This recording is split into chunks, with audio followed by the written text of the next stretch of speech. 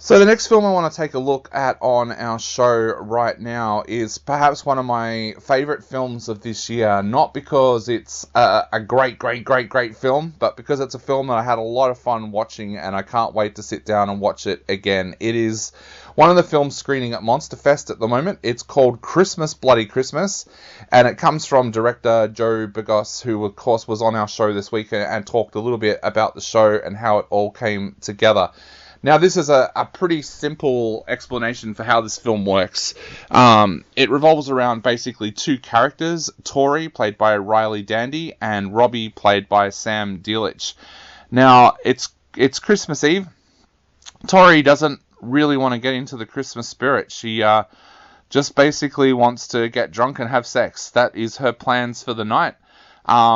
And she's met a guy on Tinder that she wants to catch up with, which her colleague who works at the music store with her, Robbie, finds absolutely hilarious because apparently this guy that she wants to hook up with is a town joke and an absolute loser. Now, at the same time of all this happening, real-life Santas have been replaced by robot Santas that were previously robots used in the army, and now they've been reprogrammed to be Santas. Now, as you would expect when you hear that this is a horror film, things go horribly wrong. Very, very soon, one of these Santas that's in the township where our main characters, Robbie and Tori, starts to go on a kill spree, starting with Tori's best friend who runs a toy store.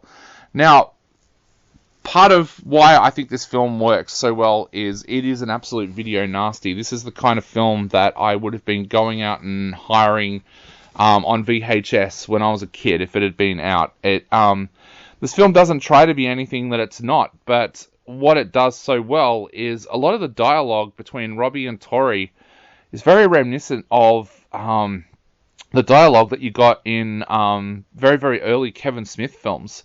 It feels like Clerks. It feels like Chasing Amy. It feels like that dialogue is so natural that it's being ad-libbed. But when I interviewed the director-screenwriter about it, he said that no, it was all scripted. But that natural dialogue and the fact that they're talking about bands and artists that any serious music fan will adore it just makes this film feel really, really real. And I think part of that reason is when I was doing my interview with the director-screenwriter, this is a guy who loves music. He loves 80s and 90s cinema, and that really comes across in this film. It's funny because we quite often talk on the show about how in a lot of serious films they fail because you don't feel anything for the characters. In this film, you do feel for the characters, which is funny because it's a video nasty kind of horror that you're not expecting much from. Like, you really go into this film just because you want to see a robotic Santa killing people.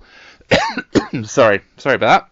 But I didn't expect to go into this film and find myself really feeling for the characters at hand. But sorry, I got really bad hay fever at the moment, so you'll have to excuse my voice. But I came out of this film thinking, hang on a minute, that's some of the best characterization I think I've seen on screen this year.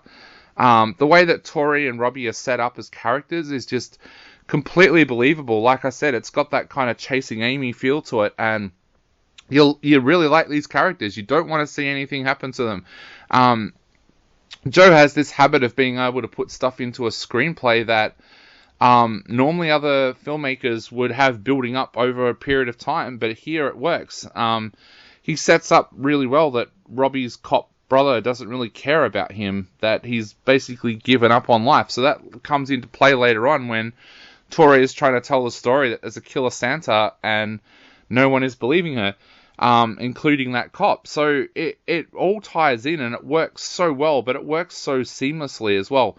The robotic Santa looks really, really good. You can tell that there's inspiration there from the Terminator, but even that in itself works really well. The chase sequences between Tori and the Santa are brilliantly done on such a low budget. I do think that perhaps the Santa comes back from the dead a few too many times, but apart from that, it works really, really well.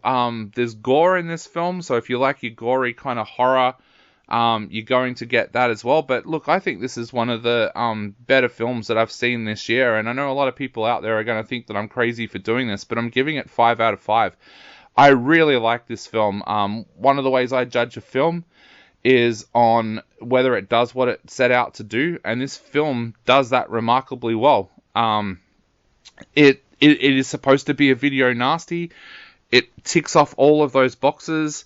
The performances of Riley Dandy and Sam Delic are absolutely fantastic, and the way their characters are set up is absolutely fantastic. I think this is one of the best horror films of this year, and if you get a chance to see it while it's at Monster Fest or later on, go and see Christmas Bloody Christmas, because this is an absolute gem. 5 out of 5.